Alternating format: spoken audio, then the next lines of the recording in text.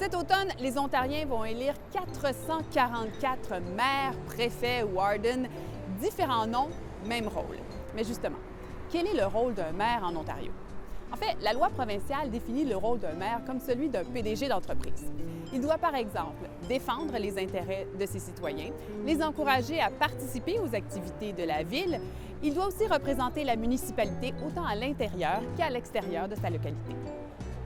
C'est aussi au maire ou à la mairesse que revient le rôle de nommer parmi les conseillers les présidents de certains comités. À Toronto, par exemple, on a le comité de santé publique, le comité des transports et aussi le comité pour le zoo de Toronto.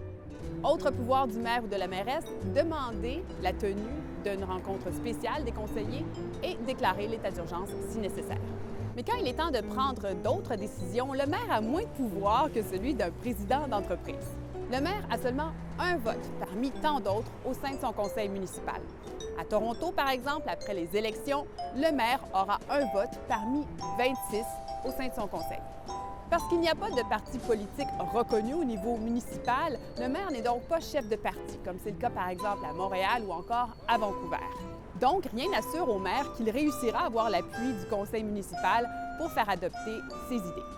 La loi provinciale prévoit que le maire puisse aussi se faire retirer certains pouvoirs, et c'est ce qui est arrivé à Toronto en 2013. Le conseil municipal a voté à forte majorité pour enlever certains pouvoirs à Rob Ford en raison du scandale entourant sa consommation de drogue. Le conseil avait alors décidé que le maire adjoint allait être celui qui aurait les pouvoirs, par exemple, de déclarer l'état d'urgence ou de demander la tenue d'une réunion spéciale du conseil municipal.